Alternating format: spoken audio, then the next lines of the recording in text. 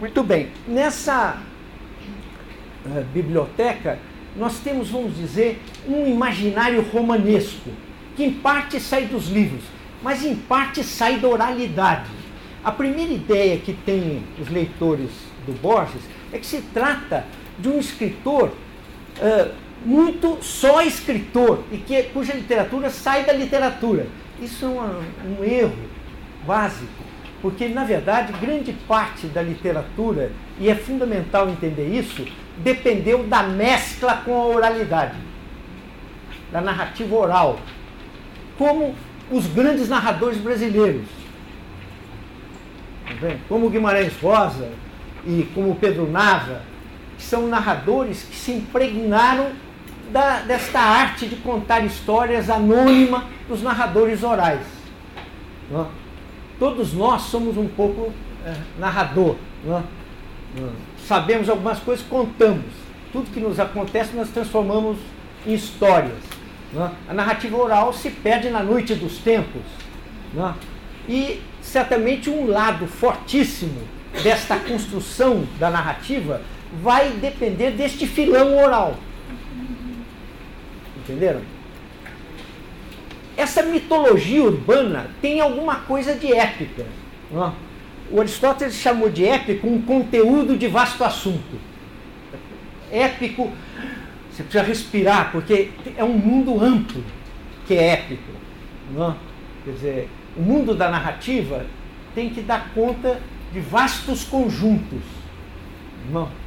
Quer dizer, um poeta épico é o narrador de vastos conjuntos, conta uma vasta tradição, não é coisa pequena.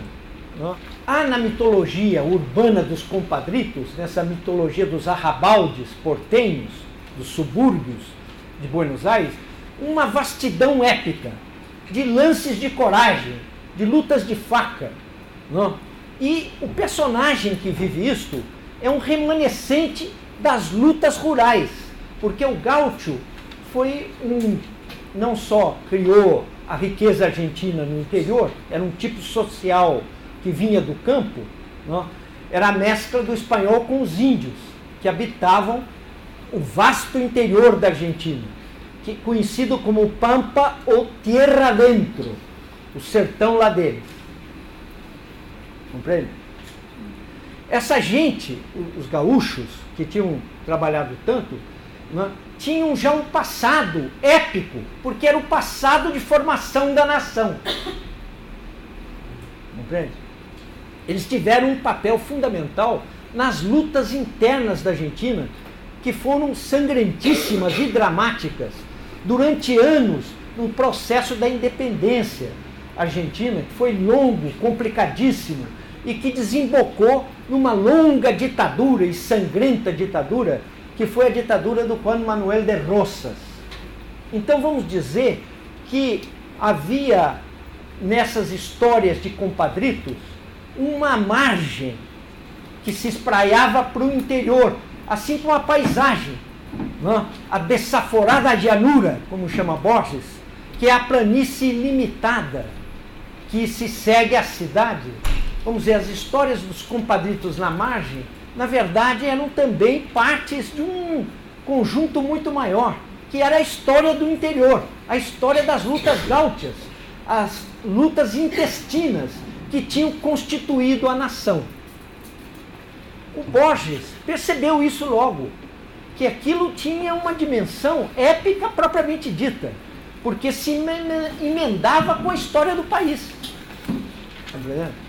E com a literatura que vinha antes, que era a literatura do José Hernández, que cantava o gaúcho, e ou com Sarmiento, que era o presidente da República que tinha tentado acabar com aquela gente toda pela educação, ou seja, levar a civilização à barbárie.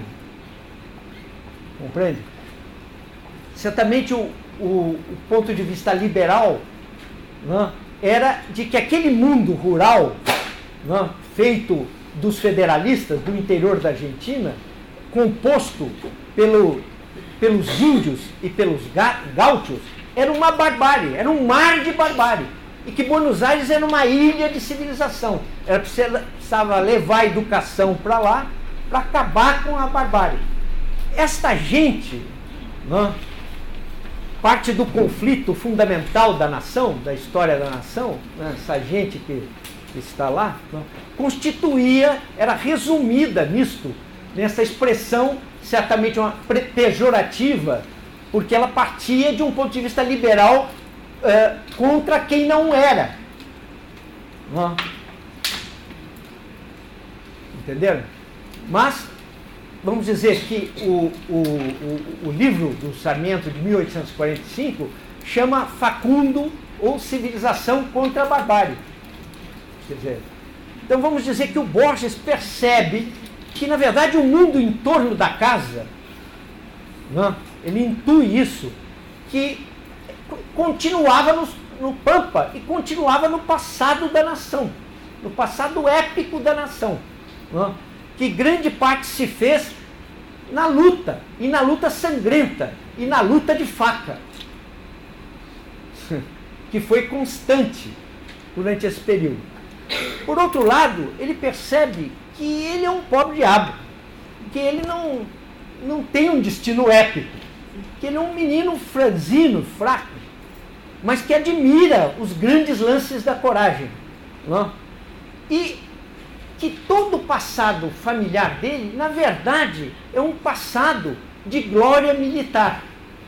Tanto pelo lado do pai quanto da mãe, não? O Borges descendia de militares ilustres e importantes na história argentina. E ele percebeu que isso também era um assunto literário, importantíssimo para ele, porque certamente são imagens de um conjunto épico, ou seja, narrável. Não? Estão percebendo? Ele percebeu que, na verdade, a história familiar era épica.